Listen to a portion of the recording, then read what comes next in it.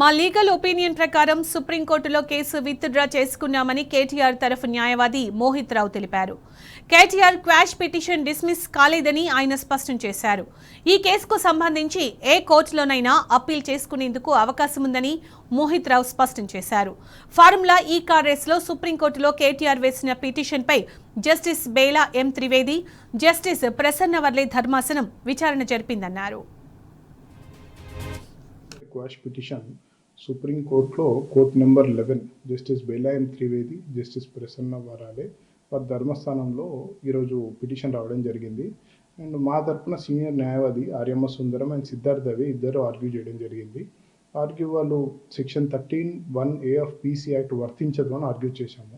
ఎందుకంటే వాళ్ళు ఎఫ్ఐఆర్లో పేర్కొన్న అంశాలన్నీ అవన్నీ ప్రొసీజరల్ ఇర్రెగ్యులారిటీస్కి సంబంధించినవి, అది that doesn't amount to corruption అని చెప్పి మేము వాదించడం జరిగింది. మేము కొద్దిసేపు వాదించిన తర్వాత మా లీగల్ ఒపీనియన్ ప్రకారం మేము కేసుని విత్డ్రా చేసుకోవడం జరిగింది.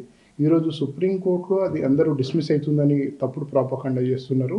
అది మా అంతటా మేమే విత్డ్రా చేసుకున్నాము, అది డిస్మిస్ కాలేదు. There is a difference between withdrawal and dismissal. మా అంతటా మేమే పిటిషన్ వెనక్కి తీసుకున్నాం కాబట్టి అది డిస్మిస్ కిందకి రాదు, మేము విత్డ్రా చేసుకునేట్టు అవుతుంది అది. అండ్ మేము ఎందుకు విత్డ్రా చేసుకున్నామంటే అవైలబుల్ రెమెడీస్ని అప్రోచ్ అవ్వడానికి, తీసుకోవడానికి యాజ్ పర్ లాలో ఉన్న రెమెడీస్ మిగతావి అప్రోచ్ చేసుకోవడానికి మేము ఇది చేయడం జరిగింది. ఈరోజు కేటీఆర్ గారి క్వాష్ పిటిషన్ సుప్రీంకోర్టులో కోర్ట్ నెంబర్ 11 జస్టిస్ బేలా ఎం త్రివేది, జస్టిస్ ప్రసన్న వరాలే వారి ధర్మస్థానంలో ఈరోజు పిటిషన్ రావడం జరిగింది. అండ్ మా తరపున సీనియర్ న్యాయవాది ఆర్యమ్మ సుందరం అండ్ సిద్ధార్థ్ దవే ఇద్దరు ఆర్గ్యూ చేయడం జరిగింది. వాళ్ళు section 13(1)A of PC act వర్తించదు అని ఆర్గ్యూ చేశాము. ఎందుకంటే వాళ్ళు ఎఫ్ఐఆర్లో పేర్కొన్న అంశాలన్నీ అవన్నీ ప్రొసీజరల్ ఇర్రెగ్యులారిటీస్కి సంబంధించి